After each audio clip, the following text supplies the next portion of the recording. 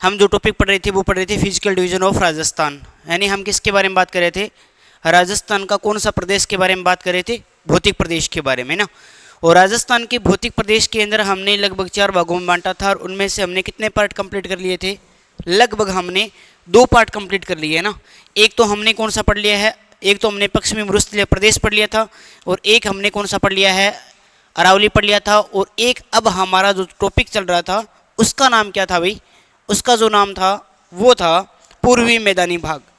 और पूर्वी मैदानी भाग को हमने कितने भागों में बांटा था भाई, पूर्वी मैदानी भाग को हमने कितने भागों में बांटा था, अगर हम पढ़ते हैं तो कल भी मैंने बताया था आपको पूर्वी मैदानी भाग के अंदर।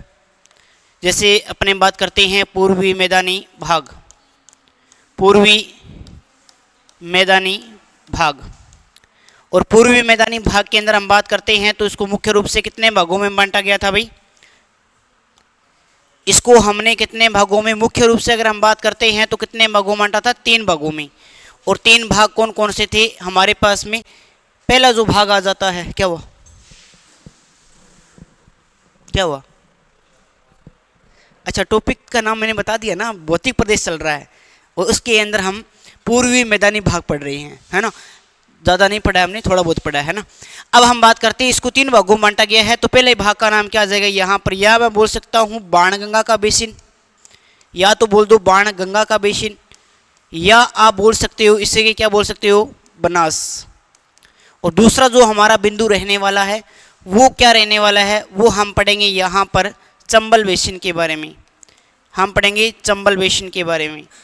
और तीसरा जो अंतिम हमारे पास में रहेगा वो कौन सा आ जाएगा भाई, कौन सा बेसिन आएगा भाई, माही बेसिन। कौन सा आएगा भाई, माही बेसिन। ये याद रख लेना, 3 चीज़ें हैं, लिखना नहीं है जब तक नहीं कहा जाए, आराम से सिर्फ समझना है आपको ना, लिखना नहीं है, लास्ट में लिखवा देंगे, नहीं तो PDF आपको भेज देंगे, ठीक है, लास्ट में लिखवाएंगे। एक बार आपको समझने पर फोकस करना है। ये चीज़ें हमें पढ़नी है चंबल बेसिन के बारे में, माही बेसिन के बारे में और बाणगंगा बेसिन के बारे में। और आगे मैं अगर बात करना चाहूँ तो इस बाणगंगा बेसिन को हम कितने भागों में पढ़ सकते हैं भाई, कितने भागों में पढ़ेंगे, 4 भागों में। 4 भाग में मैंने नाम बताया था, पहला भाग जो आ जाता है इसे हम बोलते हैं किसका भाई, इसे हम बोलेंगे कौन सा मैदान भाई, रोही का मैदान। हमने थोड़ी बहुत चर्चा की थी, ज़्यादा नहीं की थी। और आगे हम बात करते हैं तो रोही के बाद में आ जाता है हमारे पास में पीडमांट का मैदान। पीडमांट का जो मैदान है वो हमने पढ़ना है। और उसके बाद में हमें क्या पढ़ना है, उसके बाद में हमें पढ़ना है यहाँ पे मालपुरा करौली का मैदान, मालपुरा करौली का मैदान। कभी पढ़ा है आपने मालपुरा करौली का, ये पहले किस किस ने पढ़ रखा है भाई, ये भौतिक प्रदेश पहले किस किस ने पढ़ रखा है, क्वेश्चन नहीं पूछूंगा, किसने नहीं पूछा, किसने नहीं पढ़ रखा, 1 2 3, ठीक है, हाँ ये भी है ना, ठीक है, 3 जनों ने पढ़ रखा है, बाकी हमारे आपके लिए नया है, आराम से पढ़ते रहना। हाँ आप में से क्वेश्चन नहीं पूछूंगा, टेंशन मत लो ना। लास्ट आ जाता है यहाँ पे मालखेराड़, मालखेराड़ का मैदान। मालखेराड़ का जो मैदान है वो भी इसी का भाग है जो कि आपको याद रखना है, इंपॉर्टेंट है ना मैदान। फिर अपने चंबल के बारे में बात करते हैं तो चंबल को भी हम कितने भागों में पढ़ सकते हैं, इसको भी हम पढ़ेंगे कितने भागों में, इसको भी हम 2 भागों में या 3 भागों में मुख्य रूप से बात कर सकते हैं, या मुख्य मुख्य इसके 2 भाग हैं वो हम बता देता हूँ। इसके अंदर हम बात करते हैं तो सबसे पहले जो हमें पढ़ना है वो पढ़ना है किस भूमि के बारे में भाई, कौन सी भूमि के बारे में, बीहड़ भूमि। कभी नाम सुना है आपने बीहड़ भूमि का, कभी नाम सुना है बीहड़ भूमि का, नहीं सुना तो आज सुनोगे।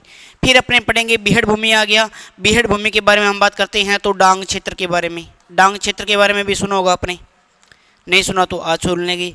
बीहड़ भूमि, डांग क्षेत्र, और एक हम पढ़ेंगे डांग विकास कार्यक्रम। ये डांग विकास कार्यक्रम क्या होता है, डांग विकास कार्यक्रम इसी के अंतर्गत है, वो हम पढ़ेंगे विकास कार्यक्रम के बारे में। और फिर अपने बात करते हैं तो यहाँ पर हमारा कौन सा बेसिन आ जाता है भाई, माही बेसिन आ जाता है। और माही बेसिन के बारे में बात करता हूँ तो हम भी इसको कितने भागों में पढ़ने वाले हैं, कितने भागों में पढ़ेंगे भाई, इसको भी हम 3 भागों में पढ़ेंगे। सबसे पहले हम पढ़ने वाले हैं इसी के अंतर्गत जिसे बोलते हैं कौन सा मैदान भाई, 56 का मैदान।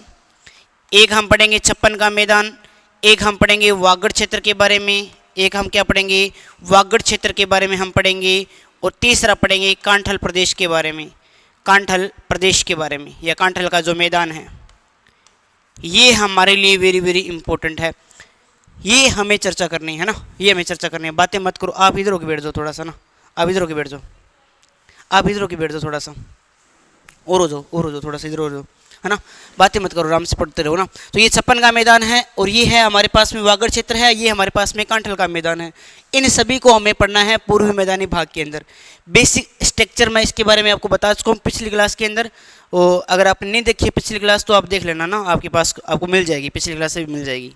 अब सबसे पहले हम किसको शुरू करने जा रहे हैं, बाणगंगा बोल दो या फिर बनास, हम एक ही को पढ़ेंगे, अलग अलग तरीके से पढ़ेंगे। तो सबसे पहले हम किसके बारे में बात करेंगे, बाणगंगा के बारे में। इसका ये जो रोही का जो मैदान है, ये केवल और केवल किसके अंतर्गत आता है, बाणगंगा नदी के अंतर्गत आता है। पहले एक डायग्राम के थ्रू समझाता हूँ आपको मैं, एक डायग्राम के थ्रू हम समझते हैं कि कैसे कैसे नदियाँ आती है, किस प्रकार से ये मिलती है। सबसे पहले मैं एक नदी लेके आ रहा हूँ, यहाँ से बना रहा हूँ मैं, इस प्रकार से एक नदी आ रही है यहाँ से। इस नदी का नाम आपको बताना है कि इस नदी का नाम क्या है, इस नदी का नाम बताओ क्या है, क्या नाम हो सकता है आपके अकॉर्डिंग, क्या हो सकता है इसका नाम।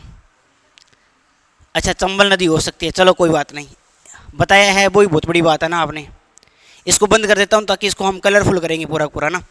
दूसरी नदी फिर मैं एक लेके आ रहा हूँ यहाँ पर, इसका नाम भी बताने का प्रयास ही करना है, बाकी कोई दिक्कत नहीं है। अगर एक नदी फिर ये आ गई, यहाँ पे आके मिल गई, इसको फिर मैं यहाँ से ऐसे कर रहा हूँ। और ये कौन सी नदी हो सकती है आपकी, पता नहीं कौन सी, लेकिन नदी है ना, यही बात है।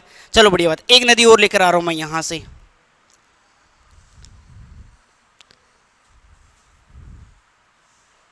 रोक दूँ, ये लो जी, हमने रोक दिया इसको। ये नदी आ रही है इस प्रकार से। नदियाँ, अगला टॉपिक हमारा जलवायु पढ़ लेंगे, या जलवायु के बाद में हम नदियाँ पढ़ लेंगे ना। अच्छा अच्छे टॉपिक अभी बाकी है हमारे, अभी हम सेकंड ही पढ़ रहे हैं।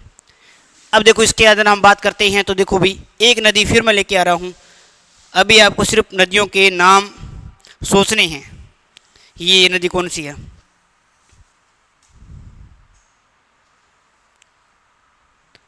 फिर आपको पूरा समझ में आ जाएगा। पहाड़ियाँ वगैरह नहीं बना रहा हूँ, एक बार सिर्फ समझाने के लिए बता रहा हूँ आपको। बाकी अपनी नदियों में पूरी चर्चा करेंगे, विस्तार से चर्चा हम करने वाले हैं। ये देखो जी, ये हमारा कंप्लीट हो गया मामला। अब एक एक के नाम हम लिख देते हैं। आप बताओ पहले कौन कौन सी नदी हो सकती है आपके अकॉर्डिंग, आपके अकॉर्डिंग ये नदी कौन सी है, ये नदी कौन सी है, बनास। चलो कोई बात नहीं, देखते हैं।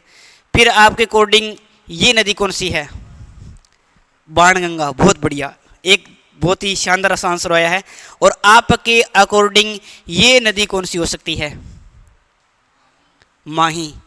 चलो आपके अकॉर्डिंग हम बात करते हैं, तो सबसे पहले एक नदी और बता देता हूं मैं, येलो कलर में लेके आते हैं। और ये नदी कौन सी हो सकती है, ये नदी कौन सी हो सकती है। अच्छा, ये माही है, ये चंबल है, माही चंबल में जल गिरा रही है, ये ऐसा तो हो ही नहीं सकता, कुछ तो सोच के बोलो। हाँ, थार जी को याद अभी भी बता दी थी, बढ़िया बात है। इस नदी का नाम है, इसे अपने बोलते हैं, क्या बोलेंगे, यमुना।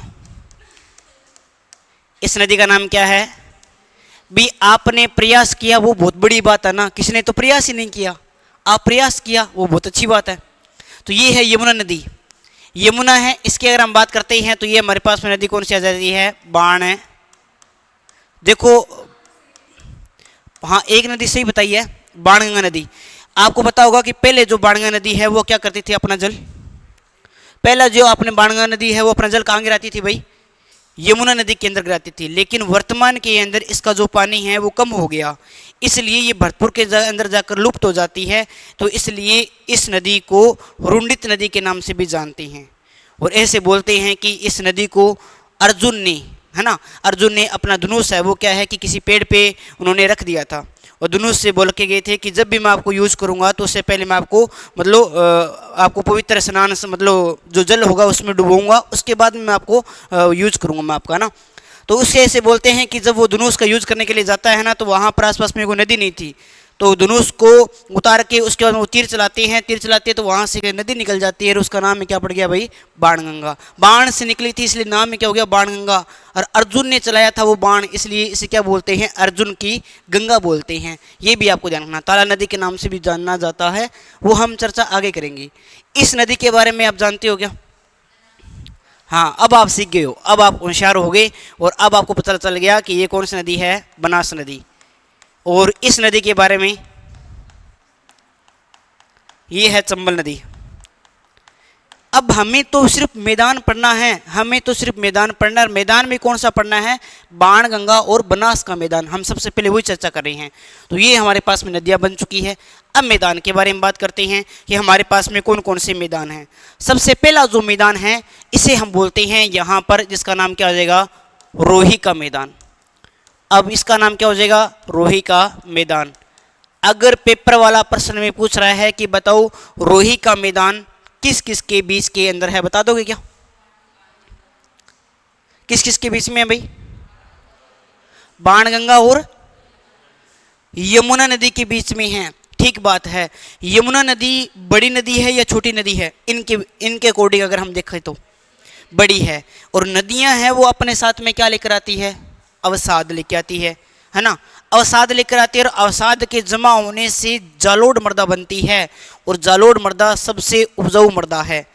तो मैं ये कह सकता हूँ क्या, क्या रोही का मैदान सबसे उपजाऊ भाग है, क्या ये हम कह सकते हैं, या उपजाऊ मैदान है, कह सकते हैं क्या? क्यों नहीं कह सकते, क्योंकि बिल्कुल कह सकते हैं, क्योंकि यमुना नदी आ रही है, बड़ा सारा अवसाद लेकर आएगी, इधर से बाणगंगा आ रही है, ये क्षेत्र है वो राजस्थान का। इन सभी के अंदर हम बात करें तो सबसे ज़्यादा उपजाऊ क्षेत्र है रोही का मैदान।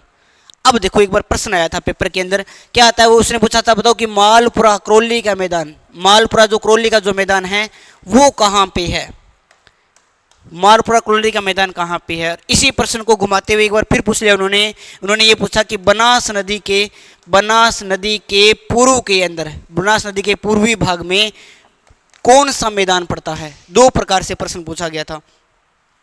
तो आपने जिन्होंने पढ़ा है पीछे हाथ खड़ा किया था, बताओ भाई, आप बताइए, आपने हाथ खड़ा किया था ना, इसका आंसर बताइए, बनास नदी के पूर्वी भाग में कौन सा मैदान है। प्रश्न आया हुआ है, फर्स्ट ग्रेड की भर्ती में आया हुआ है। हाँ पीछे आप बताओ, आपने भी हाथ खड़ा किया था ना। अच्छा, क्वेश्चन नहीं पूछने थे ना, कोई बात नहीं, है ना, ऐसे दिल छोटा मत करो, नहीं पूछेंगे, टेंशन मत लो ना, अभी आप सीख रहे हो। ये छोटा छोटा कैसे चल रहा है, चलो मैं बता देता हूँ, घबराना नहीं है बिल्कुल भी, कोई दिक्कत नहीं, आप सीखने के लिए आए हो, सीख रहे हो ना। तो देखो यहाँ पर ये जो मैदान पड़ता है, अगर मैं इस प्रकार से बात करूँ तो यहाँ पड़ता है मालपुरा, ये है मालपुरा करौली का मैदान। मालपुरा किसका मैदान भाई, करौली का मैदान। मालपुरा कहाँ पड़ता है, मालपुरा पड़ता है कहाँ पे, ये पड़ता है टोंक के अंदर, टोंक से लेकर कहाँ तक फैला हुआ है, करौली में। इसी को हम मैप के अंदर फिर पढ़ लेंगे धीरे धीरे एक साथ में, है ना। तो मालपुरा करौली का जो मैदान है वो टोंक के अंदर है। अगर मैं इस नदी को इस प्रकार से विभाजित करता हूँ, इस प्रकार से बांटते हैं, तो ये बनास नदी का कौन सा क्षेत्र आ जाएगा, पूर्वी। तो पूर्व के अंदर कौन सा मैदान पड़ता है, मालपुरा करौली का मैदान। और यहाँ एक स्थान पड़ता है जो हम पढ़ के आए थे अरावली के अंतर्गत, आपको याद आ रहा होगा, देवगढ़। देवगढ़ कहाँ पड़ता है, राजसमंद के अंदर, है ना। तो देवगढ़ राजसमंद से लेकर अगर हम बात करते हैं जहाजपुरा, जहाजपुरा कहाँ पड़ता है, फेमस नाम है जहाजपुरा। तो जहाजपुरा बहुत ज़्यादा फेमस नाम है, ये नहीं आपको पता, कोई बात नहीं, आज पता चल जाएगा। तो ये आपका शुरू होता है, ये आपका शुरू होता है देवगढ़ राजसमंद से लेके जहाजपुरा भीलवाड़ा तक ये फैला हुआ मैदान है, जिसका नाम क्या आ जाएगा भाई, पीडमांट का मैदान। अब प्रश्न ये आ जाए कि बताओ बनास नदी के पश्चिम के अंदर या उत्तर पश्चिम के अंदर कौन सा भाग है। अपने आप चल रहा है क्या ये, अच्छा मक्खी आ गई, ये पंखा चलाना भाई, ये पंखा चलाना इधर से, ऊपर से इधर, यहाँ से चलेगा, हाँ ये यहाँ से, अरे भाई चलाना है, बंद नहीं करना, बस ठीक है। ऑन ऑफ का ही नहीं पता ना, हो जाता कभी कभी। ये क्या आ गया, ठीक है, अब ठीक है एकदम, है ना। आगे हम बात करते हैं, यहाँ पे ये भी चला दो। आगे हम बात करते हैं, अब देखो भी, है ना, ये पीडमांट का मैदान आ गया। अब मैं इसको इस प्रकार से बांटता हूँ, अगर इस प्रकार से, तो ये हमारा पीडमांट का मैदान आ गया, ये मालपुरा करौली का मैदान आ गया। और इसके दक्षिण वाले भाग के अंदर हम बात करते हैं, तो यहाँ देखते हैं कौन सा मैदान आता है। एक लास्ट ही बचा है जिसके बारे में हम बात करे थे ना, जिसके बारे में, पंखा चला दो, ये जिसके बारे में हम बात करे थे, किसके बारे में हम बात करते हैं, एक ही तो बचा है हमारा, और एक कौन सा बचा हुआ है अभी, एक कौन सा बचा है फाइनल, आप भूल गए, माल खिराड़ के बारे में हम बात कर रहे हैं। कौन सा भाई, माल खिराड़ के बारे में हम चर्चा कर रहे हैं। माल खिराड़ का मैदान, अगर अब प्रश्न आ जाए तो बता दोगे क्या भाई? अब प्रश्न आ जाए तो बता दोगे? प्रश्न आएगा कि बताओ चंबल नदी और बनास नदी के बीच में फैला हुआ मैदान कौन सा है? वो बोलेगा कि बताओ बनास नदी के दक्षिणी वाले भाग के अंदर कौन सा मैदान है? वो बोलेगा कि बनास नदी के पश्चिम में फैला हुआ कौन सा मैदान है? कौन सा मैदान है? अरे बोलो, पीट मांड का मैदान है। वो बोलेगा कि बताओ राजस्थान का पूर्वी मैदानी भाग के अंदर सबसे ज्यादा उपजाऊ मैदान कौन सा है? रोही का मैदान है। ये डायग्राम हमें एकदम बढ़िया तरीके से समझ में आ चुका है। अब जो हम आगे चर्चा करेंगे, सबसे पहले मैं पढ़ाने जा रहा हूं आपको, वो आ जाएगा हमारे पास में बाणगंगा का मैदान। और बाणगंगा के मैदान के अंतर्गत सिर्फ एक ही चीज आती है और एक ही मैदान आता है, वो आता है रोही का मैदान। क्योंकि हमने समझा अभी, है ना। किसी को नहीं समझ में आ रहा हो तो बता देना, वापस से अपने रिवीजन इसका रिवाइज कर लेंगे, कोई दिक्कत नहीं है। बाकी एक एक चीज़ों को मैं 2-3 बार बताता रहूँगा, है ना। अब देखो अपनी बात करते, अब सबसे पहले हमारे पास में कौन सा आ रहा है भाई? सबसे पहले हमारे पास में जो आ रहा है वो आ रहा है बाणगंगा का मैदान। क्या बाणगंगा नदी आपने पढ़ी है कभी? पढ़ी है क्या? अगर पढ़ी है तो थोड़ा बताओ बाणगंगा नदी के बारे में।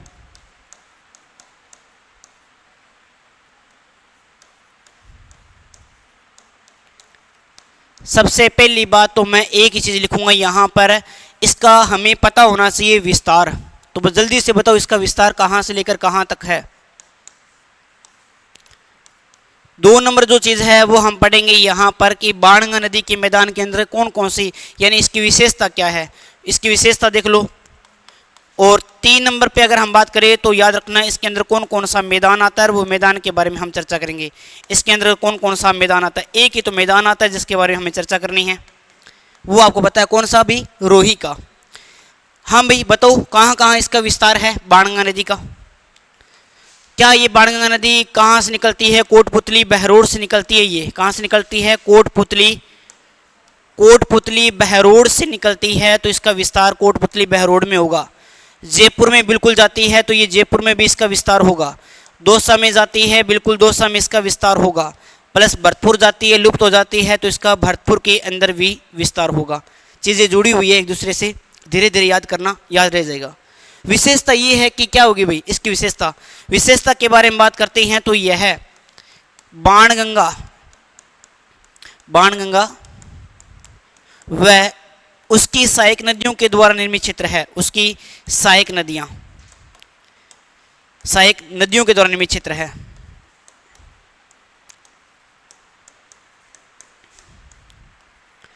अब हम बात करते हैं इसके अंदर कौन कौन से मैदान आते हैं भाई? क्षेत्र, या फिर मैं क्या लिख रहा हूं, मैदान है। अच्छा एक ही आता है इसके अंतर्गत, तो सिर्फ एक ही आएगा। एक का नाम क्या हो जाएगा? कौन सा मैदान भाई? कौन सा मैदान? रोही का मैदान। अब हमें पढ़ना है कौन सा मैदान भाई? रोही का मैदान। और रोही के मैदान की हम क्या पढ़ेंगे? विशेषता। तो इस मैदान के बारे में हम बात करते हैं तो सबसे नंबर 1 पे बात आ जाती है कि यह किस किस के नदी के बीच में फैला हुआ? जल्दी से बताओ कौन कौन सी नदियों के बीच में फैला हुआ है? बाणगंगा और यह बाणगंगा प्लस में अगर हम बात करते हैं तो बाणगंगा व यमुना नदी के बीच में फैला हुआ क्षेत्र है। यमुना नदी के बीच फैला है। और कोई विशेषता? अगर मैं बात करना चाहता हूं राजस्थान का या फिर पूर्वी मैदान का सबसे उपजाऊ मैदान कौन सा भाई? सबसे उपजाऊ भाग है ये, सबसे उपजाऊ मैदान है। उपजाऊ मैदान। तो इस मैदान का नाम क्या हो जाएगा आपका? क्या नाम हो जाएगा? रोही का मैदान। कौन सा मैदान है भाई? रोही का। 2 ही विशेषता आपको याद रखनी है, ज़्यादा इसकी कोई विशेषता है नहीं। और ये यहाँ तक हमने मामला। अब हमारे पास में आ रहा है नेक्स्ट, और नेक्स्ट हमारे पास में कौन सा आ रहा है भाई? नेक्स्ट कौन सा मैदान पढ़ना है हमें? भूल ही गए। हमें पढ़ना है बनास का मैदान। और बनास नदी के मैदान को हमें कितने भागों में पढ़ना है? 3 भागों में। वही 3 भाग हैं जो अभी आप पढ़ के आए हो, चर्चा करके आए हो। बस आपको नाम पता होना चाहिए। कौन कौन से हैं भाई? पहला कौन सा आता है? सबसे पहला कौन सा आता है? कोई सा भी ले लो जो आपको अच्छा लगे। तो सबसे पहले के बारे में बात करते हैं तो आ जाता है, कोई भी बता दो आप जो आपको अच्छा लगे। हमारे पास में आ रहा है बनास, बनास बेसिन या बनास। सबसे पहले थोड़ी सी इसकी विशेषता बता देता हूँ, फिर अपने आगे बढ़ेंगे। इसके बारे में सबसे पहला नंबर एक वही चीज़ें, क्या भाई, विस्तार। क्या आपका विस्तार पता है आपको इसका? विस्तार के बाद में हम बात करना चाहते हैं इसकी सामान्य ऊंचाई कितनी है, इस क्षेत्र की सामान्य ऊंचाई कितनी है, सामान्य ऊंचाई कितनी है इस पूरे क्षेत्र की। फिर बात करेंगे कि इसका जो विशेषता है वो विशेषता क्या है, इसकी विशेषता के बारे में बात करेंगे। और फिर इसके अंदर कौन कौन से मैदान आते हैं उनके बारे में भी हम चर्चा करने वाले हैं। तो सबसे पहले विस्तार के बारे में बता दीजिए। मैं एक ही बात लिखूंगा यहाँ पर कि बनास व उसकी सहायक नदियों के द्वारा। तो बनास नदी कहाँ कहाँ से निकलती है, कहाँ कहाँ जाती है भाई? बनास नदी का उद्गम कहाँ से होता है? राजसमंद से। आपने नहीं पढ़ा ना, कोई बात नहीं। देखो मैं कुछ एक क्षेत्रों के नाम लिख रहा हूँ यहाँ पे, राजसमंद, राजसमंद के बाद में मैं कुछ एक क्षेत्रों के नाम लिख रहा हूँ यहाँ पे, भीलवाड़ा, भीलवाड़ा और कुछ भाग चित्तौड़गढ़ का। प्लस में अगर हम बात करते हैं तो इसके अलावा अगर हम ऊपर की तरफ चलते हैं तो यहाँ पर आ जाता है, अपने बात करते हैं तो ब्यावर और अजमेर वाला कुछ भाग इसके अंतर्गत आता है। मैं बनास नदी के बारे में नहीं बता रहा, मैदान के बारे में बता रहा हूँ। फिर इसके अंदर कुछ भाग टोंका आ जाता है, फिर सवाई माधोपुर का भाग आ जाता है। ज़्यादा विस्तार यहाँ पे सवाई माधोपुर वाला भाग, यहाँ पर इनका ज़्यादा विस्तार है, याद रखना इम्पोर्टेंट है। सामान्य ऊंचाई के बारे में बात करता हूँ तो इस क्षेत्र की सामान्य ऊंचाई है वो कितनी हो जाएगी भाई? वो हो जाएगी 200। अगर मैं बात करना चाहता हूँ यहाँ पर 280 से लगभग कितनी हो जाएगी भाई? 400। पूरी की पूरी बार बात करते हैं तो 500, 280 से लेकर 500 मीटर तक ये ऊंचा भाग है। पेपर में सीधा पूछेगा कि बताओ बनास बेसिन है वो सामान्य धरातल से कितना ऊंचा है, औसत ऊंचाई पूछेगा तो 280 से लेकर 500 मीटर तक। विशेषता ये है कि याद रखना कि यह बनास व उसकी सहायक नदियों के द्वारा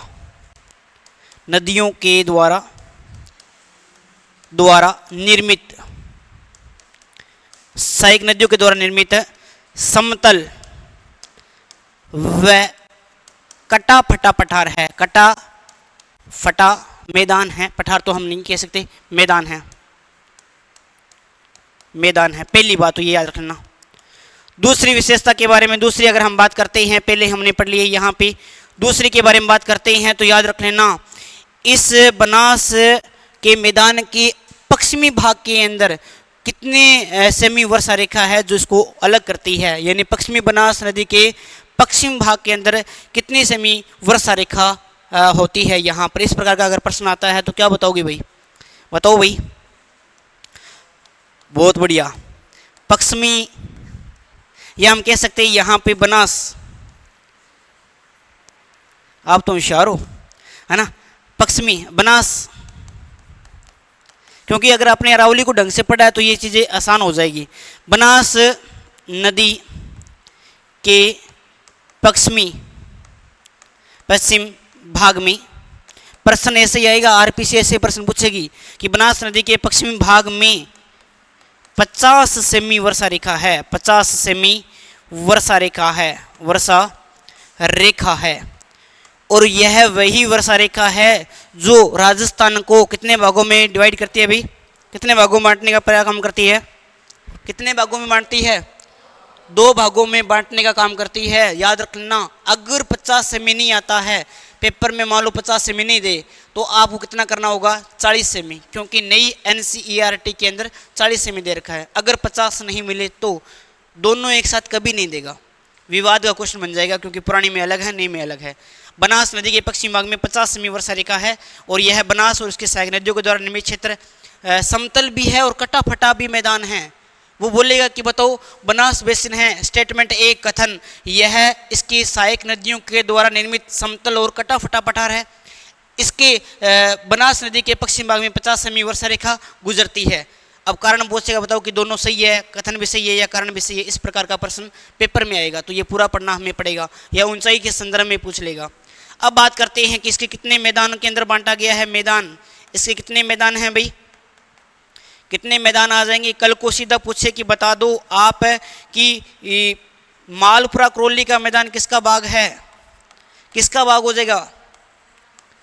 मालपुरा करौली का मैदान किसका भाग है? अगर 2 नंबर पे पूछ लिया जाए कि बताओ कि पीड मांड का जो पठार है वो किसका मैदान, जो मैदान है पीड मांड का जो मैदान है वो किसका भाग है? और अगर लास्ट पूछ लिया जाए यहाँ पर माल खेराड़ जो है, ये जो माल खेराड़ है, माल खेराड़ का जो मैदान है ये किसका भाग है भाई? के बात सो गया कि माल खेराड़ का जो मैदान है वो भी किसका भाग है? देखो मैंने 3 नाम तो यहाँ लिखे हैं, एक डायग्राम बनाया था मैंने, आपको याद आ रहा होगा। इस डायग्राम के अंदर आपने देखा होगा, देखो यहाँ पे इसमें मैंने सारे एक साथ बताई हैं। लेकिन रोही का मैदान किसका भाग है? केवल बाणगंगा का। मालपुरा, पीडमांड और माल खेराड़ ये 3 किसके भाग हैं? बनास के। ये आपको याद रखना है। चंबल में अपने बीहड़ वाला क्षेत्र है वो अध्ययन करने वाले हैं। तो ये इसके अंदर हम आगे चलते हैं। और ये बाणगंगा नदी का मैदान, और ये हमारे पास में कौन सा आ गया भाई? बनास बेसिन। और इनके प्रकार कितने हैं? 3। और 3 में अब हम सबसे पहला कौन सा प्रकार पढ़ने वाले हैं? मालपुरा करौली का मैदान। अब देखो मालपुरा करौली का मैदान, ये यहाँ पे मैं एक शब्द लिख रहा हूँ, मालपुरा करौली का मैदान। मालपुरा करौली का मैदान, क्या आप बता सकते हो ये कहाँ से लेकर कहाँ तक फैला है? क्या आप बता सकते हो ये कहाँ से लेकर कहाँ तक फैला हुआ है मैदान? बताया था ना आपको, भूल गए? राजस्थान के अंदर हम बात करते हैं इसके विस्तार के बारे में, तो विस्तार आप सभी जानते हो। मालपुरा कहाँ पड़ता है? मालपुरा कहाँ पड़ता है? चलो शुक्र है, एक शब्द तो याद हो गया कि मालपुरा टोंक के अंदर पड़ता है। तो टोंक से लेकर, अब हम पूरे लिख देते हैं इसको कि मालपुरा, और मालपुरा पड़ता है टोंक। मालपुरा, मालपुरा टोंक। टोंक के बाद में कौन सा आएगा? अगर हम ऊपर करौली की तरफ जाना है तो मालपुरा टोंक, टोंक इधर चलते हैं तो कौन सा जाएगा? सवाई माधोपुर। और सवाई माधोपुर के बाद में कौन सा जाता है? माधोपुर के बाद में कौन सा जाता है? करौली। और करौली के बाद में कौन सा जाता है? धौलपुर। लेकिन ये तो मालपुरा से लेकर कहाँ तक फैला हुआ है, इसलिए नाम ही हो गया मालपुरा करौली का मैदान। अच्छा, इसकी अगर हम बात करना चाहते हैं विशेषता या ऊंचाई के बारे में बात करते हैं कि इसकी ऊंचाई कितनी है। अगर इसकी ऊंचाई पूछ ली जाए औसत आपसे तो इसकी ऊंचाई भी बता देना भाई। इसकी जो ऊंचाई है वो आ जाएगी 280 से लेकर यहाँ आती है 400 मीटर तक। 280 से लेकर 400 मीटर तक ये ऊंचा है। लेकिन बनास बेसिन पूरा की ऊंचाई कितनी है? इसके पूरे की ऊंचाई कितनी है? पूरे की ऊंचाई कितनी है? बनास बेसिन की पूरे की ऊंचाई कितनी है? 500 मीटर तक है। और अगर 280 से लेकर 400 तक आ रहा है तो वो किसका आ रहा है? किसकी आ रही है ऊंचाई? वो आ रही है किसकी? मालपुरा करौली की आ रही है, ध्यान में रख लेना।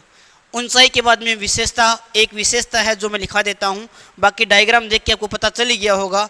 विशेषता में पूछेगा कि बताओ ये जो मैदान है वो बनास नदी के किस ओर स्थित है, जो पेपर में आ चुका है। बताओ भाई, यह मैदान बनास नदी के किस ओर है? उत्तर पूर्व में है ना। तो यह मैदान, हाँ पूर्व भी कह सकते हो आप, कोई दिक्कत वाली बात नहीं है। यह मैदान बनास नदी के उत्तर पूर्व में है। बनास नदी के उत्तर पूर्व में स्थित है। याद रखना, पेपर में आ गया प्रश्न, ये उत्तर पूर्व में है, उत्तर पूर्व में स्थित है भाई।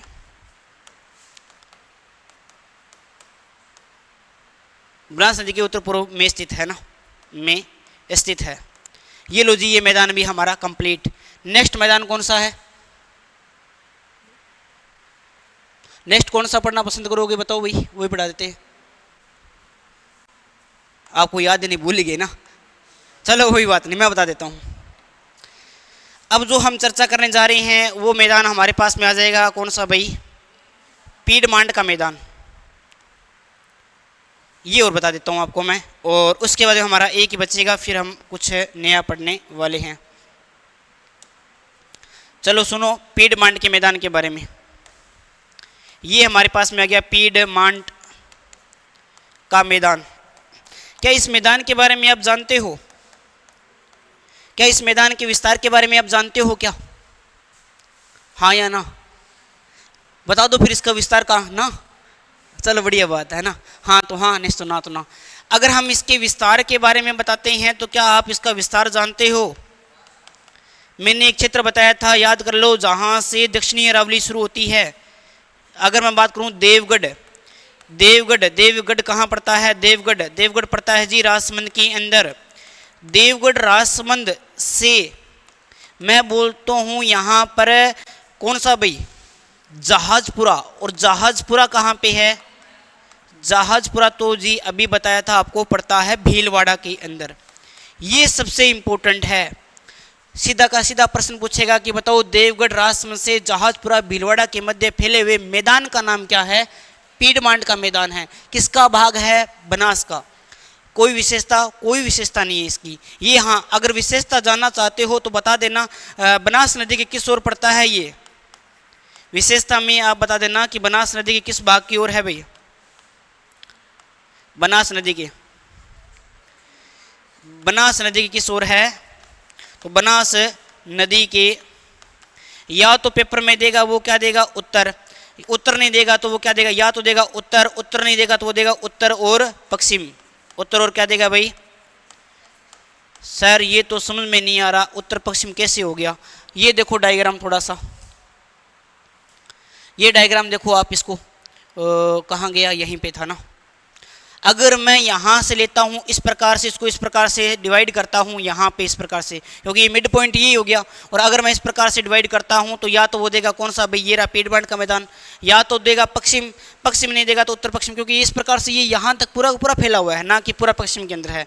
या तो उत्तर देगा, उत्तर नहीं देगा तो उत्तर पश्चिम देगा। इस प्रकार का प्रश्न आपको देने वाला है, यानी दोनों कभी कन्फ्यूज नहीं करेगा। या वो देगा उत्तर पश्चिम दक्षिण पूर्व, तो फिर आप क्या बता दो? केवल पश्चिम बता देना। अगर उत्तर दक्षिण पूर्व पश्चिम पूछ रहा है तब तो पश्चिम बता देना। अगर वो उत्तर पूर्व इस प्रकार का दे रहा है तो आपका उत्तर और कौन सा हो जाएगा? पश्चिम हो जाएगा। तो ये गलती आप पेपर में मत करना, क्योंकि ये पेपर में आ रहे हैं प्रश्न ना। और यहाँ तक मामला कंप्लीट हो गया हमारा। बनास नदी के उत्तर या उत्तर पश्चिम में स्थित है, ये याद रख लेना। अब हमारे पास में लास्ट बच गया अंतिम रूप से, जिसका नाम क्या है? बहुत बढ़िया। अब हमारे पास में लास्ट आ गया है और लास्ट को हम अध्ययन करने जा रहे हैं, जिसका नाम है मालखेराड़। ये है हमारे पास में मालखेराड़। फिर बोलने लगे आप बोलो मत, काफ़ी चीज़ें बताऊंगा पेपर में, एकदम आनंद आ जाएगा आपको। मालखेराड़ का मैदान। मालखेराड़ के मैदान के बारे में अगर हम बात करते हैं ना, तो यहाँ पर इसको सुनो भी। सबसे पहले एक नंबर तो हमें पता होना चाहिए इसका क्या भाई? एक नंबर तो हमें क्या पता होना चाहिए? 2 नंबर पे इसका निकनेम भी है, इसका निकनेम भी आता है पेपर के अंदर है, तो इसे निकनेम भी हम बात करेंगे। 3 नंबर पे अगर हम बात करते हैं, ऊंचाई नहीं दे रखी है, सिर्फ और सिर्फ विशेषता दे रखी है, तो विशेषता के बारे में भी हम चर्चा कर लेते हैं। ये लो जी, 3 नाम हमें पता होना चाहिए। मालखेराड़ का मैदान है। माल क्षेत्र कहाँ पड़ता है? माल कहाँ पड़ता है? माल तो जी टोंक के अंदर है। और खेराड़ कहाँ है? खेराड़ पड़ता है जहाजपुरा के अंदर। जहाजपुरा कहाँ पड़ता है? तो भीलवाड़ा से लेकर कहाँ तक फैला हुआ है? मालपुरा तक। मालपुरा कहाँ पड़ता है? तो कुल मिलाकर इसके विस्तार के बारे में चर्चा करेंगे तो क्या आ जाएगा? कुल मिलाकर इसके विस्तार के बारे में चर्चा करेंगे तो ये आ जाएगा जहाजपुरा। और ये जहाजपुरा कहाँ पड़ता है? जहाजपुरा भीलवाड़ा से मालपुरा। और ये मालपुरा कहाँ पे? टोंक। मालपुरा कहाँ पे? टोंक। तो मालपुरा टोंक तक फैला ये विस्तार, ये आपको पता चल गया। अच्छा, उपनाम क्या है? इसे बोलते हैं कौन सा भाई? इसे बोलते हैं मेवाड़ का मैदान।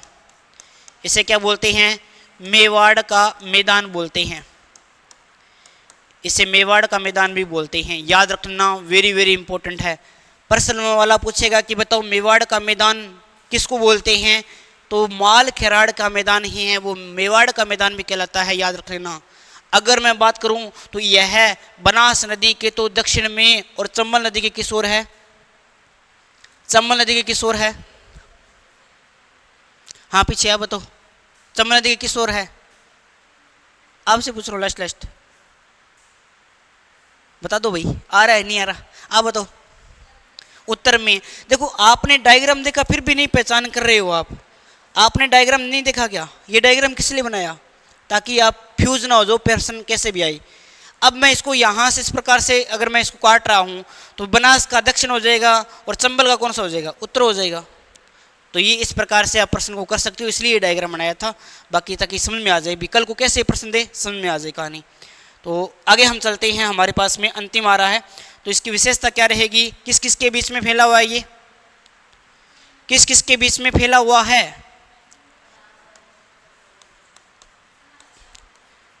यह है बनास व चंबल नदी के मध्य फैला हुआ, चंबल नदी के मध्य। पहली विशेषता तो ये याद रख लेना, बनास और किसके मध्य फैला है, चंबल के मध्य। दूसरी विशेषता इसकी ये रहेगी कि याद रखना 2 नंबर पे कि यह बनास के किस ओर है भाई, बनास के दक्षिण में है। पेपर में ऐसा प्रश्न आता है, बनास के दक्षिण में, और चंबल के, और यह मैदान चंबल के उत्तर में, चंबल के उत्तर में है भाई।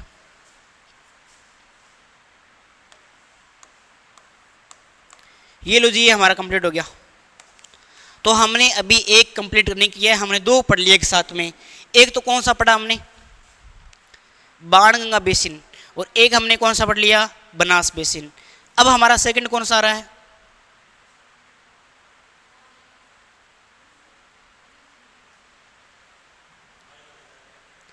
चंबल का मैदान पढ़ लो, फिर माही का मैदान पढ़ना है। अब हम चंबल का मैदान पढ़ोगे, इनोसेंट हो आप ना बहुत ज़्यादा, आपको पता ही नहीं चलता क्या करवा रही है ना, कोई बात नहीं।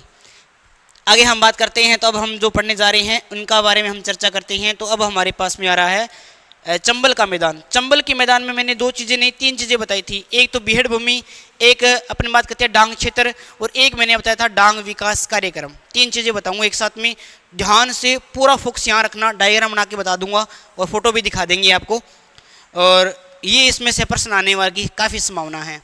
सबसे पहले किस किस को पता है डांग या फिर बीहड़ भूमि क्या होता है, बीहड़ भूमि क्या होता है?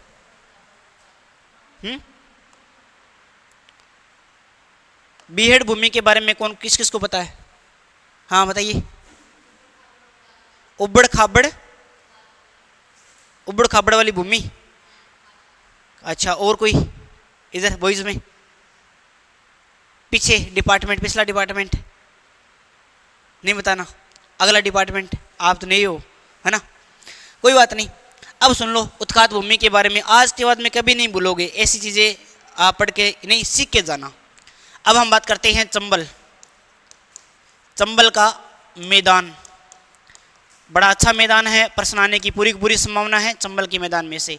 अगर मैं सबसे पहले 1 नंबर पे बात करूं तो इसका क्या आ जाता है भाई, इसका आ जाता है विस्तार, और विस्तार के बारे में बात करते हैं। फिर इसका आ जाता है विस्तार, और विस्तार में भी हम इसका एरिया देखेंगे, कितने एरिया के अंदर ये फैला हुआ है। तो अब देखो इसके अंदर हम बात करते हैं, नंबर 1 बिंदु जो हमारे पास में आ रहा है वो आ रहा है विस्तार में। देखो जहाँ से चंबल नदी निकलती है और बहती हुई आगे जाती है राजस्थान में, कहाँ से राजस्थान में प्रवेश करती है? चौरासीगढ़ से, और चौरासीगढ़ कहाँ पड़ता है? चित्तौड़गढ़ के अंदर पड़ता है। तो मैं लिख सकता हूँ यहाँ पर 100 क्षेत्र कौन सा आ जाएगा? चित्तौड़गढ़। और चित्तौड़गढ़ के बाद में ये कहाँ? कोटा, और कोटा के बाद में कहाँ पे? बूंदी, और बूंदी के बाद में कहाँ पे? सवाई माधोपुर, और सवाई माधोपुर के बाद में कहाँ पे? करौली, और करौली के बाद में कहाँ पे? करौली के बाद में कहाँ पे? धौलपुर, और धौलपुर के बाद में यूपी, और यूपी के इटावा में जाकर अपना जल किस में गिरा देती है? यमुना में गिरा देती है। तो चित्तौड़गढ़, कोटा, बूंदी, सवाई माधोपुर, करौली और धौलपुर, यहाँ पर चंबल के मैदान का क्या है भाई? ये इसका विस्तार है। अब बात करता हूँ कि इसके अंतर्गत इसका कुल कितने क्षेत्रफल पर ये फैला हुआ है। अगर क्षेत्रफल के बारे में बात करते हैं यहाँ पे, या मैं इसको अलग ही बना देता हूँ, इसी में लिखा देता हूँ, यह मैदान, यह जो मैदान कितने में फैला हुआ है? तो 4500 वर्ग किलोमीटर में फैला हुआ है, 4500 वर्ग किलोमीटर में फैला है। ध्यान रखना, इंपॉर्टेंट है। कल को क्वेश्चन आ सकता है कि चंबल का जो मैदान है वो कितने वर्ग किलोमीटर के अंदर फैला हुआ है? 4500 वर्ग किलोमीटर के अंदर फैला हुआ है। कितने के अंदर फैला हुआ है? यहाँ ये फैला हुआ है। अब हम इसके अंदर हम चर्चा करते हैं, तो हमारे पास में पहला बिंदु आ जाता है, और पहले बिंदु का नाम क्या है? पहले बिंदु का नाम है यहाँ पे बीहड़। पहले बिंदु के बारे में हम चर्चा करने जा रहे हैं और इसका नाम आ जाता है बीहड़ भूमि। बीहड़ भूमि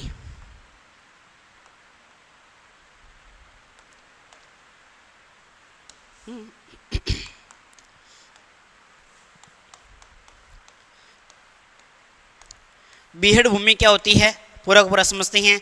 और बीहड़ भूमि के साथ में मैं आपको समझाऊंगा डांग क्षेत्र के बारे में ना। तो बीहड़ भूमि देखो भाई, नदियाँ आ रही है, नदियाँ जैसे जैसे आ रही है, मान लो कि चलो ये कोई एक नदी है आपकी ना, यहाँ से नदी जा रही है इस प्रकार से जा रही है। नदी के जाने से क्या होता है कि यहाँ पर ये जो मिट्टी है नदी के प्रवाह से जो मिट्टी है, जो मृदा है, वो क्या हो जाती है, कट और फट जाती है तथा वहाँ पर गहरी घाटियों का निर्माण हो जाता है। और ऐसी भूमि क्या कहलाती है, बीहड़ भूमि कहलाती है। नदियों के प्रवाह से मिट्टी जो है, मिट्टी में कटाव लग जाता है, तथा वहाँ पर गहरी घाटियों का निर्माण हो जाता है। उस क्षेत्र को किस नाम से जाना गया है, बीहड़ भूमि के नाम से जाना गया है। याद रखना, वेरी वेरी इंपॉर्टेंट है। अब वहाँ पर कटाव लग गया, गहरी घाटियाँ बन गई, तो वो क्षेत्र मिट्टी की मतलब फसलों की दृष्टि से कैसा होगा, उपजाऊ या अनउपजाऊ। तो ये याद रखना, बीहड़ फसल के लिए उपजाऊ है या अनउपजाऊ क्षेत्र है, बताओ भाई, बता दो। एक डायग्राम बनाता हूँ, दोनों चीज़ें साथ में समझना, फिर अपने बात कर लेंगे आगे और ना। अब समझो, यहाँ पे एक डायग्राम और बनाता हूँ बढ़िया अच्छा सा। इसमें दोनों चीज़ें बता रहा हूँ, डांग के बारे में भी और बीहड़, दोनों एक साथ बता रहा हूँ वापिस से। ये हमारी बेसिकली क्या जा रही है, एक नदी जा रही है।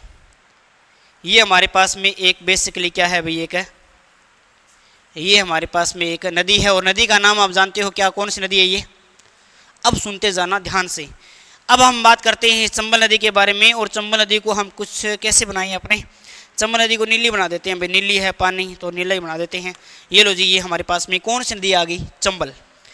क्या चंबल नदी का बहाव क्षेत्र हमेशा एक जैसा ही रहता है क्या, नहीं रहता है, कभी पानी ज़्यादा रहता है, कभी कम आता है। और आपने सुना भी होगा कि पानी का बहाव क्षेत्र अधिक हो जाता है तो बाढ़ आ जाती है।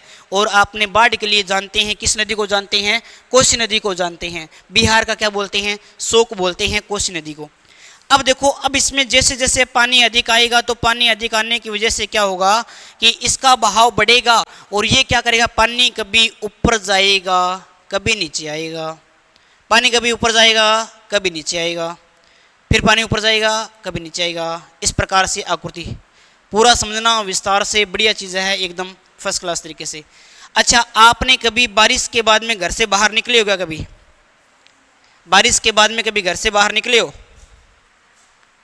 कभी निकले होंगे या नहीं निकले, नहीं दिखा, कोई बात नहीं। आप जैसे मान के चलो ये सुबह, अब मान लो बारिश हो रही है बाहर, मौसम अच्छा है, हो सकता है बारिश हो जाए, बारिश हो रही है, आप क्या होगा कि बारिश आ गई, पानी पूरा भर गया इस गली के अंदर, सामान्य बहाव है वो तो नॉर्मल चल रहा है पानी, कोई दिक्कत नहीं है। पीछे से मान लो कोई गाड़ी आई तो उस पानी पर क्या प्रतिक्रिया पड़ेगी, क्या प्रभाव पड़ेगा, पानी गाड़ी जैसे इसके अंदर से निकल रही है, पानी क्या करेगा, साइडों में जाएगा, फिर वापिस से क्या करेगा, अंदर आ जाएगा। एसी के अंदर जैसे दबाव पड़ता है तो पानी बाहर जा रहा है वापिस नीचे आ रहा है, गाड़ी आई पानी वापिस जा रहा है, बाहर जा रहा है वापिस आ रहा है। अब क्या करता है देखो, अब जैसे गाड़ी निकली पानी ऊपर गया तो ऊपर में जितनी सारी चीज़ें होगी ना, चाहे पॉलीथीन है, चाहे पत्थर है, कंकर है, पत्थर है, वो क्या करेगा, पानी के साथ में आकर कहाँ जमा हो जाएगा, गले के अंदर जमा हो जाएगा। तो इसके अंदर भी तो यही होता है ना, आसपास क्या है, पत्थर है, तो वो पत्थर क्या आते हैं, इस मार्ग के अंदर आकर जमा हो जाते हैं। और ऐसी भूमि को बोलते हैं उत्खात भूमि के नाम से जानते हैं। हर एक चीज़ को समझते हैं। अभी अपने पहले इसको थोड़ा कलरफुल बना देता हूँ, अच्छा लगेगा देखने में। पीछे वाले नीचे वाले मोर बना देते हैं, इसको थोड़ा अलग, इसको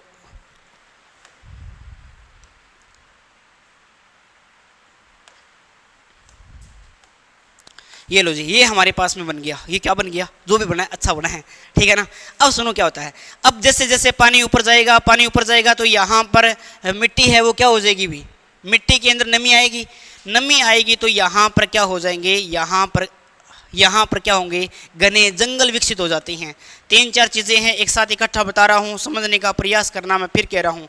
ये यहाँ पर क्या विकसित हो जाते हैं, घने जंगल विकसित हो जाते हैं। ये आगे यहाँ पर घने जंगल, आगे ये यहाँ पर जंगल है।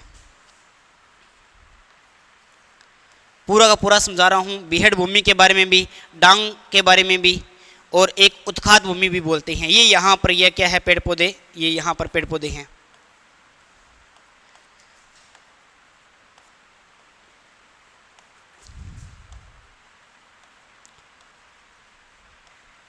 ये आगे, ठीक है। अब हम बात करते हैं इस नदी के बारे में। जानते हो इस नदी का नाम क्या है? इस नदी का नाम तो आप सभी जानते हो, क्या हो जाएगा, च, मैं, ब, और ये क्या आ गया भाई, और ये हमारे पास में क्या आ गई, ये हमारे पास में है चंबल नदी। पूरी की पूरी चंबल नदी है। कहाँ से निकलती है वो हम आगे चर्चा कर लेंगे। अब बात करते हैं ऊपर वाला, जैसे भाग ऊपर गया ना, ऊपर जाने से यहाँ पर क्या है, उबड़ खाबड़ क्षेत्र बन गया। पानी ऊपर गया, यहाँ की मिट्टी को काटा, तो ये ऊपर वाले यानी ये क्षेत्र तो क्या है, पूरा पूरा, ये क्षेत्र तो पूरा पूरा क्या है, जहाँ पर मिट्टी का कटाव हो रखा है, गहरी घाटियाँ बन चुकी है, ये क्षेत्र तो क्या है आपका, ये क्षेत्र तो क्या है, ये क्षेत्र तो आपका कौन सा क्षेत्र है, बीहड़ है। ये क्षेत्र तो कौन सा है, बीहड़ है। अब बीहड़ से ऊपर उठा हुआ वह भाग, वापस समझना, ये बीहड़ है, बीहड़ से ऊपर उठा हुआ वह भाग जो कि कटा और फटा है, ये ऊपर वाला ये जो भाग है, ये क्या कहलाता है आपका, क्या कहलाता है, डांग क्षेत्र कहलाता है। क्या कहलाता है, डांग क्षेत्र। और ये डांग क्षेत्र कैसे बना, क्योंकि इसका पानी ऊपर गया तो उसने ऊपर वाली भूमि को भी काट दिया। ये जो कटा फटा जो क्षेत्र है, ये किस नाम से जानते हैं अपने, उसको डांग के नाम से जानते हैं। और ये डांग है वो भी क्या होता है, वो भी अनुपजाऊ क्षेत्र है। और यहाँ जब पानी जाता है तो इन घाटियों के बीच में यहाँ पर घने क्या हो जाते हैं, जंगल विकसित हो जाते हैं। और यहाँ पर ऑलरेडी गहरी गहरी घाटियाँ हैं, जंगल विकसित हो गए, तो यहाँ पर कौन लोग रहने लग जाते हैं, डाकू। यहाँ पर सर्वाधिक क्या रहते हैं, डाकू लोग रहते हैं इस वाले भाग के अंदर, है ना। वो पीछे गाना भी आया था, आपने सुना होगा ना, सुना है क्या, लूट लिया रे लूट लिया, दिन दौड़ा ने लूट लिया, चंबल को डाकू, वो अठी रहे वो चंबल को डाकू, है ना। तो इस प्रकार से ऊपर वाली भूमि के अंदर क्या है, ऊपर वाली भूमि को डांग बोलते हैं, नीचे वाली भूमि को बीहड़ बोलते हैं। बीहड़ से ऊपर उठा हुआ वह कटा पटा क्षेत्र जो कि चारों तरफ जिसके क्या है, जंगल है, क्या कहलाएगा, क्या कहलाएगा, डांग कहलाएगा। बीहड़ क्या है फिर, चंबल नदी के प्रवाह के कारण मिट्टी में क्या आ जाते हैं, मिट्टी कट और फट जाती है, जिससे वहां पर गहरी घाटियों का निर्माण हो जाता है। और मिट्टी कैसी हो जाती है, अनुपजाऊ हो जाती है, वो क्या कहलाता है, बीहड़ भूमि। डांग क्षेत्र क्या है, बीहड़ से ऊपर उठा हुआ वह कटा फटा पठार जो कि फसलों की दृष्टि से अनुपजाऊ है, क्या कहलाता है, डांग। तो डांग की रानी किसे बोलते हैं, डांग की रानी, डांग की रानी किसे बोलते हैं, डांग की रानी। और रानी भी आएगा तो राजा भी तो आई सी, रानी अकेली क्या करेगी, राजा भी तो होगा। तो यहाँ पे डांग का क्या बोलते हैं भाई, डांग का राजा। आगे भी राजा रानी है, देख लो, है ना। तो आगे हम बात करते हैं, तो इनके देख लो भी नाम। डांग का रानी तो बोलते हैं किसको भाई, करौली को। और डांग का राजा किसे बोलते हैं, डांग का राजा बोलते हैं धौलपुर को। अब वो उसका है आगे कोई छोरो छारो भी हुआ है ना, अपन कौन ध्यान भी, छोरो है छोरी है जो भी है ना, इन सभी के बारे में अपने लिखते हैं। अब आगे ये समझ में आया क्या डायग्राम, बीहड़ समझ में आया, अरे हुआ तो कर दो। डांग क्षेत्र समझ में आया, ये आपका यहाँ पर हरे भरे पेड़ पौधे हैं जो कि आपको याद रखना है, इनको भी याद रख लेना। अब हम आगे चलते हैं और आगे हमारे पास में सबसे पहला इनकी थ्योरी लिखवाता हूँ, ताकि अभी तो आपको समझ में आ गया, बाद में भूल जाओगे, इसलिए थ्योरी ज़्यादा ज़रूरी है।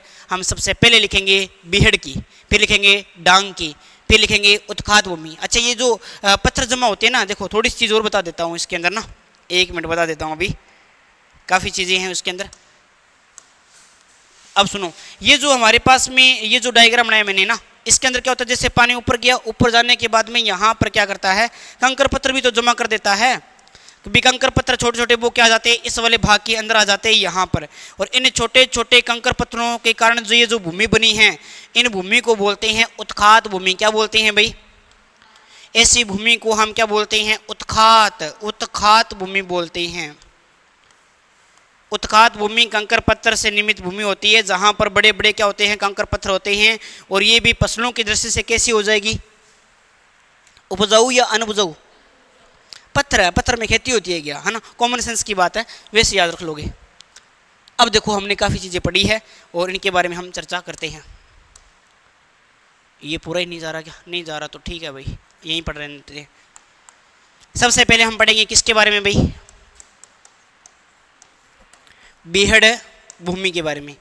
तो बीहड़ भूमि की परिभाषा बताओ भाई।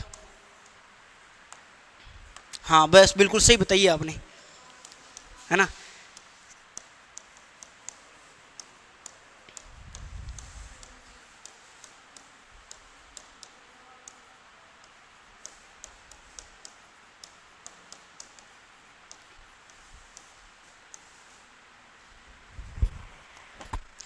चंबल नदी के प्रवाह में जब मिट्टी के अंदर कटाव आ जाए, मिट्टी के अंदर कटाव आ जाए, वह गहरी घाटियों का क्या हो जाए, वह गहरी घाटियों का निर्माण हो जाए, घाटियों का निर्माण हो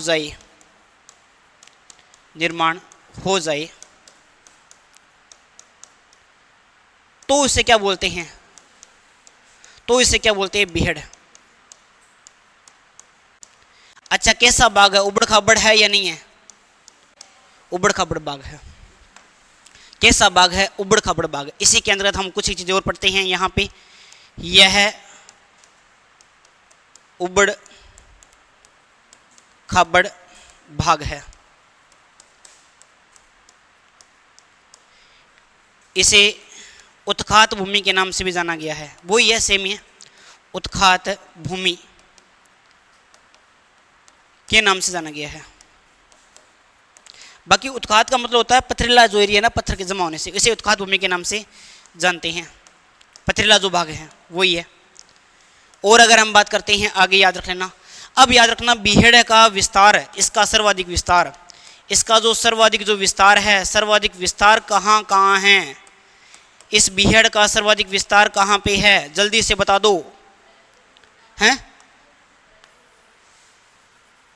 पेपर में ना आरपीसी ने ये प्रश्न दे दिया, मान के चलो खुदा न खास्ता उन्होंने ये प्रश्न दे दिया। अब आपको बताना है इसका कि बीहड़, ये प्रश्न दे दिया कि बीहड़ का विस्तार वाले अवरोही जिले बताओ, अवरोही जिले बताओ। एक नंबर पे दे दिया आपको कोटा, बी पे दे दिया आपको यहाँ पे सॉरी मधुपुर, 3 नंबर पे आपको दे दिए यहाँ पे बूंदी, 4 पे दे दिया करौली, मान लो ये दे दिया। इन बीहड़ के विस्तार वाले अवरोही, बीहड़ के विस्तार वाले जिलों का अवरोही क्रम बताना है। सबसे पहले हाँ आप बताओगे, हाँ ए नहीं, इनका अवरोही क्रम बताना है पूर्वों का भी। पहले ए बी सी डी, एक बार इनको बोलने दो, ए बी, ए और फिर सी, फिर डी, फिर बी। अच्छा ये बताया है, पहले बी आएगा फिर डी आएगा क्या? अरे एक जना बोलोगे ना तो समझ में आएगा, ऐसे नहीं आएगा, आवाज इसमें आवाज गूंजती है। 1 मिनट रुको रुको रुको, दूसरी लिखने तो दो एक बार। हाँ अब बताओ, पहले ए, फिर सी, बी, डी। अब आपने पढ़ा है पीछे, आप बताओ, यही है, आप बताओ, आपने पढ़ा ही नहीं। आप बॉयज में से आप बताओ कोई, यही है। अगला डिपार्टमेंट वही है, गलत आई है।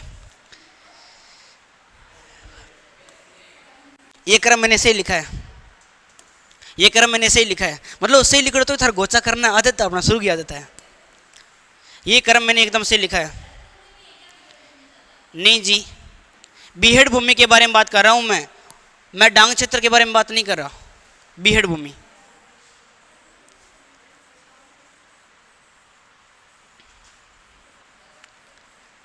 डांग जो क्षेत्र है वो है भरतपुर वाले भाग के अंदर है। डांग क्षेत्र विकास कार्यक्रम 8 जिलों में, अभी बता देता हूँ, बस थोड़ा सा वेट कीजिए 5 मिनट। इसलिए तो मैंने ये क्वेश्चन लिखा था, आरपीसी का लेवल यही है, आरपीसी इसी प्रकार से पूछ रही है। ये बड़ा नहीं होगा क्या, इसको छोटा छोटा चल रहा है, रफ ही नहीं हो रहा। अच्छे प्रश्न आएंगे, सीखना मौज हो जाएगी। अब देखो अपने और बात करते हैं इसके अंदर।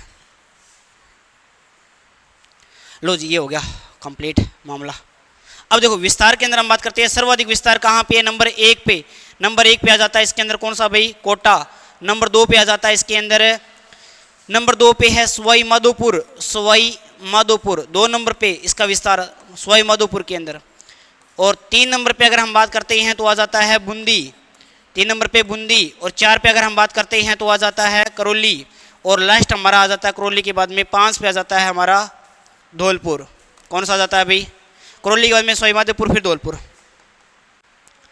करौली के बाद में क्या आ जाता है? सवाई माधोपुर। सवाई माधोपुर तो आ ही गया, हाँ पहले ले लिया हमने तो उसको तो। हाँ 5 नंबर पे लास्ट हमारा देखो कोटा, सवाई माधोपुर, बूंदी, करौली और धौलपुर। सही है, एकदम सही, परफेक्ट। ये हमारा, ये याद रखना भाई, पेपर में आने लायक चीज़ें हैं बीहड़ भूमि के बारे में। और बीहड़ भूमि के बारे में हमने इतना पढ़ लिया है। और थोड़ी सी चीज़ें और बता देता हूँ यहाँ पे, याद रखना कि इस भूमि में गहरी क्या बन जाती है भाई? गहरी घाटी बन जाती है। घाटी बन जाती है जिसमें कौन रहते हैं? जाती है जिसमें डाकू रहते हैं। जिसमें डाकू रहते हैं। जिसमें डाकू रहते हैं, बागी बोलते हैं ना, डाकू रहते हैं। आपने कभी मूवी देखी है क्या? हरपाल सिंह तोमर। हाँ, अच्छी मूवी मत देखा करो ना। हरपाल सिंह तोमर, पाल सिंह या हरपाल सिंह, पता नहीं, पाल सिंह तोमर कोई ऐसी कोई मूवी है, वो देखिए क्या आपने? नहीं देखी ना? अच्छी मूवी मत देखा करो। अच्छा ये किसने देखी है भाई? कहो ना प्यार है, सारों ने देखी है ना? ऐसी मूवी देखा करो, है ना। ये मत देखा करो मोहनजोदड़ो हड़प्पा वाली ऐसी मूवी आती है ना, वो मत देखा करो, क्योंकि वो काम की हमारी। एक पीछे मूवी आई थी जिसके अंदर हमारा पूरा इतिहास के बारे में बताया हुआ था ना, 14 अकबर मूवी है, उसके अंदर अच्छी है, उसके अंदर पूरा इतिहास बताया है। मराठा मूवी के अंदर बताया हुआ है कैसे, है ना, आपने नाम सुना होगा, उसके अंदर पूरा इतिहास बताया हुआ है। वो मूवी देखा करो आप कभी मौका मिले तो, है ना। हाँ धुरंधर आते ही हमने पहला शो देखा है ना भाई, क्या कर लिए फिर पहला शो देखे ना। आंधी बनकर अनार तुम अनार, क्या मियाँ आंधी बन गई। इस भूमि में गहरी घाटी बन जाती है जिसे क्या बोलते हैं? डाकू, जिसमें डाकू रहते हैं। और इसको क्या बोलते हैं? डाकुओं की किस नाम से जानते हैं? शरणस्थली के रूप में। इस क्षेत्र को डाकुओं की क्या बोलते हैं? डाकुओं की शरणस्थली। डाकुओं की शरणस्थली, एक ही बात है, शरणस्थली। प्रश्न ये आएगा कि डाकुओं की शरणस्थली के रूप में किसे जानते हैं? क्या बोल देंगे फिर आप? बीहड़ भूमि। डाकू रहते हैं, ये यहाँ कंफ्यूज हो जाओगे कि रहते हैं, शरणस्थली पूछ लिया, कंफ्यूज हो जाओगे, इसलिए अलग लिखा है कि इस क्षेत्र को डाकुओं की शरणस्थली के रूप में जानते हैं। अलग से हाईलाइट करके लिखा है, रूप में जानते हैं।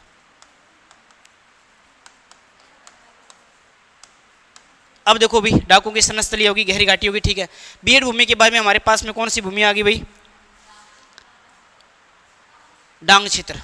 अब डांग के बारे में बता दो, क्या जानते हो डांग के बारे में? डांग क्षेत्र के बारे में पढ़ा देता हूँ, ये अंतिम हम ना, फिर अपने हाँ बचा हुआ जो कल ब्रश डांग तो पढ़ लेते हैं ना। डांग क्षेत्र विकास कार्यक्रम भी बता देता हूँ थोड़ा सा। डांग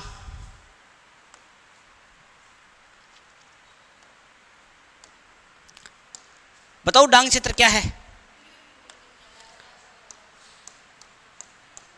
डांग क्षेत्र बीहड़ भूमि के ऊपर स्थित, बीहड़ भूमि के ऊपर स्थित है। बीहड़ भूमि के ऊपर स्थित कैसा भाग है भाई? स्थित उबड़, या मैं सीधा लिख लो उबड़ लिख लो, या फिर उबड़ या फिर कटा फटा। उबड़ या फिर क्या भाई? उबड़ बोल दो, या फिर कटा फटा जो क्षेत्र है, कटा फटा क्षेत्र है, उसे हम किस नाम से जानते हैं भाई? बीहड़ भूमि के ऊपर स्थित उबड़ या फिर कटा फटा जो क्षेत्र है उसे हम जानते हैं डांग क्षेत्र के नाम से जानते हैं। अच्छा विस्तार जल्दी से बता दो, विस्तार। इसका विस्तार तो वही है, सर्वाधिक विस्तार। विस्तार में हम बात करते हैं तो सर्वाधिक कहाँ पे है? सर्वाधिक तो आप जानते ही हो कहाँ पे है भाई। सर्वाधिक बार हम बात करते हैं तो डांग की रानी हम पढ़ के थे ना, सबसे पहले क्या आ जाएगा? करौली। सबसे पहले क्या आ जाएगा भाई? करौली, क्योंकि डांग की रानी कौन है? करौली। और डांग का राजा कौन है भाई? करौली के बाद में क्या जाएगा भाई? धौलपुर। और उसके बाद में यहाँ का आसपास वाला एरिया पूरा ही ले लो आप। करौली धौलपुर तो आ ही गया है, सवाई माधोपुर ले लो।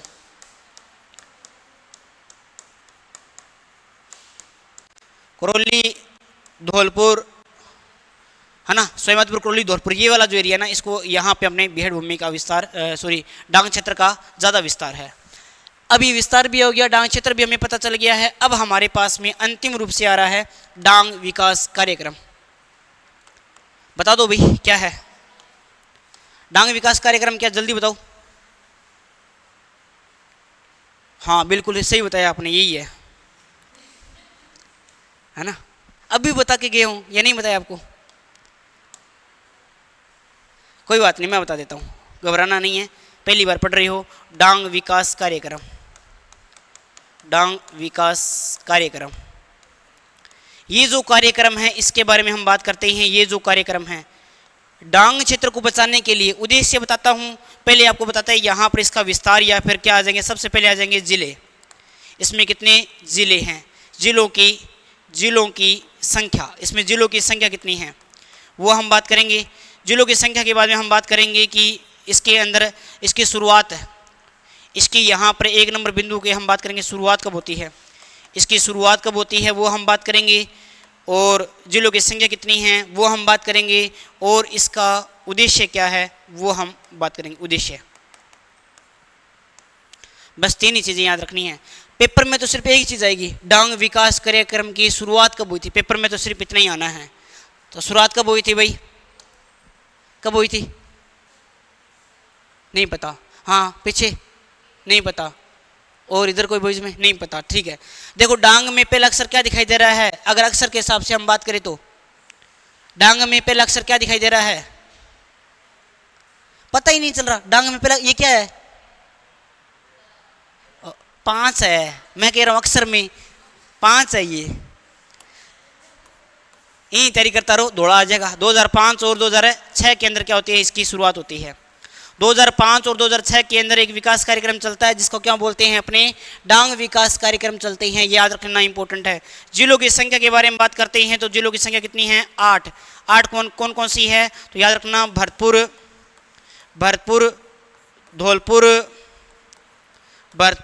धौलपुर, करौली, सवाई माधोपुर और हड़ौती क्षेत्र वाले 4 ही हो गए। कोटा, बूंदी, बारा, झालावाड़। जिले कितने हो गए? 8 जिले हो गए। 8 जिलों की अगर मैं बात करना चाहता हूँ, 8 जिलों के कितनी ग्राम पंचायत के अंदर चलता है? पंचायत समितियाँ कितनी है और ग्राम पंचायत कितनी है? याद रखना। इसमें अगर मैं थोड़ी सी और बताना चाहूँगा यहाँ पे, तो यहाँ पे याद रखना इसी के अंदर इंपॉर्टेंट है कि यह लगभग अगर बात करते हैं 21 पंचायत समिति। 21 तो क्या है? पंचायत समिति। 21 पंचायत समिति के 357 ग्राम पंचायतों में चलता है। ये ग्राम पंचायतों में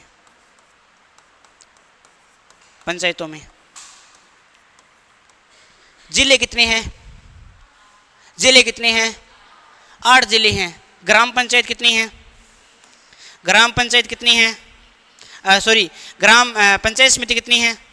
मैं ग्राम पंचायत पूछ रहा हूँ 21। मन लगा चलो टाइम हो गयो का रोटी वाला टाइम हो गयो कि हाँ बढ़िया बात है ना। मैं पूछ रहा हूँ ये आप कुछ और बता रहे हो। इसको अलग कलरफुल कर देता हूँ, लाल कर दिया ये लो, और इसको भी थोड़ा कलरफुल कर देता हूँ ताकि आप याद रहे ना। अभी बोल रहे हो अभी दिल्ली अभी दूर है, ध्यान रखना। दिल्ली के अभी दूर है। ये लो, इसको मैं थोड़ा सा हरा कर देता हूँ। ये अब हमारे पास में सही हो गया। तो ये हमारे पास में 21 पंचायत समिति के 357 ग्राम पंचायतों में चलता है कौन सा कार्यक्रम, डांग विकास कार्यक्रम। और अगर हम बात करते हैं इसका अंतिम के बारे में बात करते हैं, और अंतिम इसका क्या आ जाएगा, उद्देश्य। और उद्देश्य क्या है, उद्देश्य क्या है, इस क्षेत्र का क्या करना भाई, इस क्षेत्र का क्या करना है, इस क्षेत्र का अगर हम बात करते हैं तो विकास, यानी इस क्षेत्र का सामाजिक व आर्थिक विकास करना, सामाजिक व आर्थिक विकास करना, विकास। और प्लस में डाकुओं से क्या करना भाई, डाकुओं से संरक्षण, डाकुओं से क्या भाई, डाकू लोग हैं वो कम हो जाएंगे, तो यहाँ पर ऑटोमेटिक क्या है कि लोग आके रहने लग जाएंगे, और धीरे धीरे ये क्षेत्र है वो सामाजिक और आर्थिक दृष्टि से महत्वपूर्ण हो जाएगा। तो ये हमने चंबल के बारे में पूरा पढ़ लिया है, और हमने किसके बारे में, बनास के बारे में पूरा पढ़ा है, और हमने बाणगंगा के बारे में पूरा पढ़ा है। हमारा एक बच्चा है माही बेसिन, वो हम पढ़ेंगे अगली क्लास के अंदर। अब आपको लिखना है, जाना नहीं है।